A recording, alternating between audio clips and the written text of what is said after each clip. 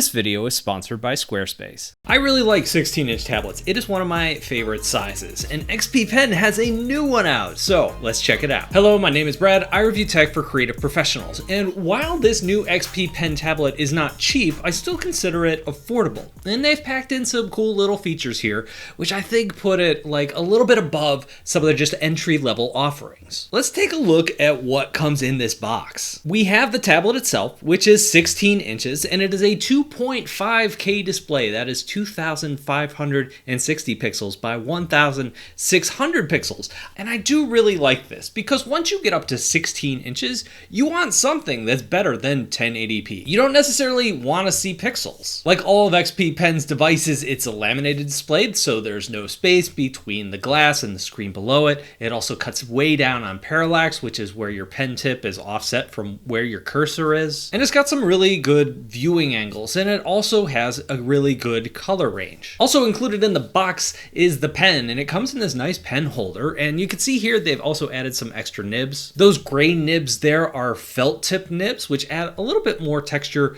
when you're drawing on this textured screen. We also have this little shortcut remote. There are no shortcut keys along the face of the device like you find on many XP Pen or Huion devices nowadays. Instead, they just include this remote control, which works fine. You know, it's got this little spinny wheel that clicks while you turn it. That's nice for zooming in and out or adjusting your brush size. All of these keys on there are completely customizable.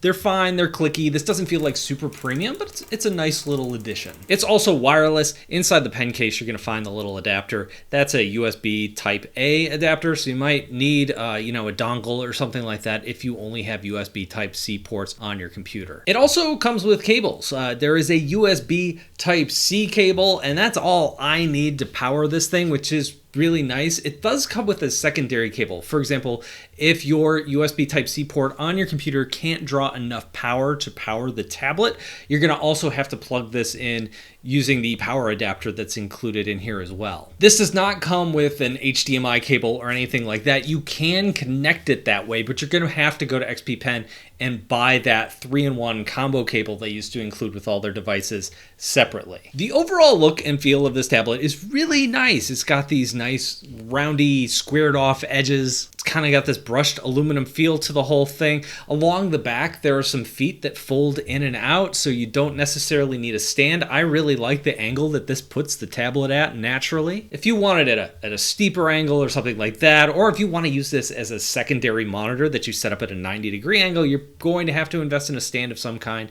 But just out of the box, I thought the feet worked well. This is something that Wacom invented with their tablets a few years ago, and other people have been borrowing from them, and I don't know why Wacom's not been putting them on their tablets lately. It seems like a nice addition if you're not going to put a stand on the box. I like it. They've also included a nice little slope along the front of the tablet. This is where your palms tend to rest when you're drawing a lot. So just having a nice, soft, smooth surface for your hand to glide across and not accidentally bump against that either moves the tablet or just, kind of catches your hand when you're moving is a nice touch, and it's thoughtful. But let's get to the meat and potatoes of this thing. We got to talk about drawing. Before we do, I want to shout out our sponsor, Squarespace. Squarespace is where I host my website. This is where you can learn more about my courses or find out where I rank this tablet on my list of favorite drawing tablets. Have you ever wanted to sell something online? Well, Squarespace is here to save the day. It's not only an all-in-one platform for building the ultimate website, it's your gateway to selling products, content you create, and even your time. With Squarespace, you can build an online store. Whether you're selling physical,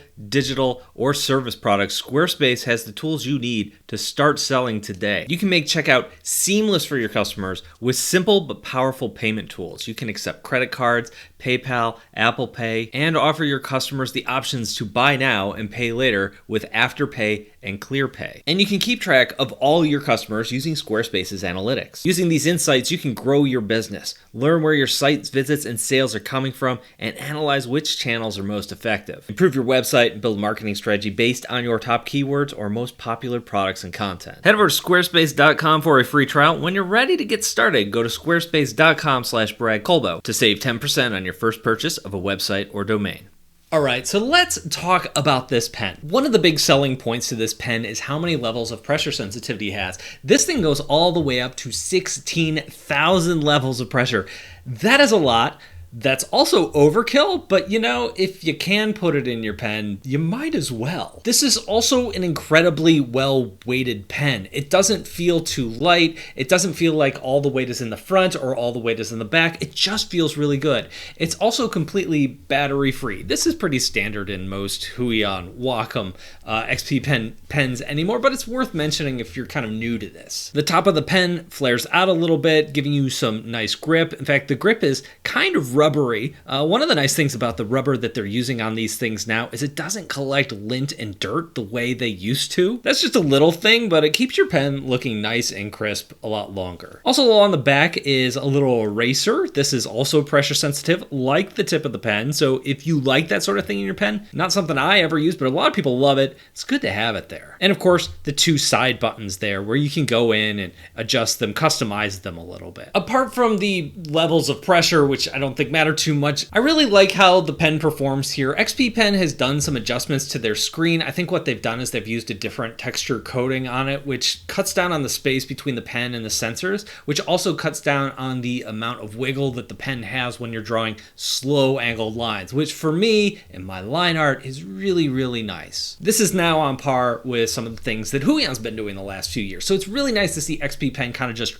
raise their game a little bit and really come through on that. The other thing that Huion does talk a lot about in their marketing material is how good that initial activation rate is in their pen. And I would agree with that. I think the initial activation rate in these pens is fantastic. It's probably on par with what Wacom's doing. It's maybe a little better than what Huion's doing. It's kind of at the point where when you increase that number, kind of like the levels of pressure, you don't really notice the increases anymore because it was pretty good before. But again, if you can't include it in your pen, you might as well. Another thing worth noting about this tablet is if you're thinking, hey, I want to use this on my Android phone, is that something I can do?